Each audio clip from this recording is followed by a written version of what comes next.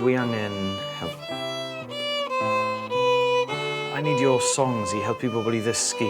I've got another chance am y prawf arall. Maen nhw'n danfon HMI. HMI? Yes. Maen danfon HMI, edrych ar Hefin ar Wers Gymraeg. Dim ond os ti'n dysgu fi beth sy'n llythyr cariad meic. Iawn, ie. Dim problem, Liz. Dim problem, Liz. A dim gwneud hwnna. Ie. Bore da, Hefin. Bore da. Ti'n barod I ddysgu? Ydw. Great, because I've got a brilliant song on the Blaenau Ffestiniog. Oh, it's been done. It's been done, Blaenau. Okay, how about a really lovely ballad about the treiglad meddel, the most melancholy, I think, of all the mutations. Treiglad meddel. Yeah, please. Dwi ddim yn siŵr allai gymryd hyn. I'm not sure if I can tolerate you. Oh, no, sorry, not you as a... not you as a person, just the relentless singing. It reminds me of an awful Traws-Cambria bus trip all of the way to mid-Wales. What's so wrong with that? Just the not going to the toilet for 6 hours, the vomit, the alienating camaraderie. O, dwi'n mynd I Aberystwyth ar y penwythnos. Yn chef. Ond mae rhaid I ni basio prawf yr HMI. We've only got a week. Dwi'n gwybod, Liz, dwi'n gwybod. Ac mae'n gweithio. Edrych. Tom, ble roedd Hywel Dda yn byw? Aberystwyth? Nar. Cofio'r gan? Never seen a rabbit, it was quite a laugh.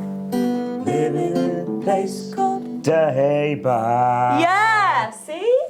Dwi'n gwybod, ond dim ond wythnos I gyda ni, Liz. Dim ond wythnos I gyda ni.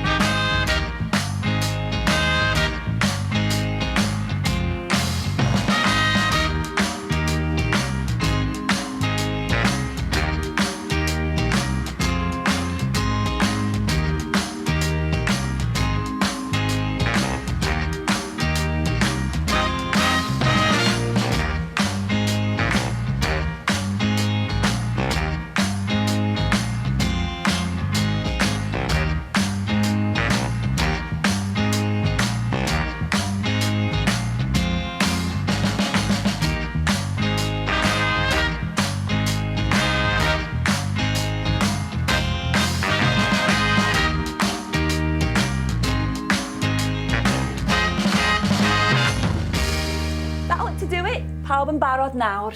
Nos da, Hefin. Pob lwc fori. Mae'r caneol ni gyd yn barod. Nos da, diolch yn fawr. Thank you. Diolch yn fawr, Liz. Ti werth y byd? What does that mean? It means you're going to miss brasses if you don't hurry up. Diolch yn fawr. Diolch, Liz.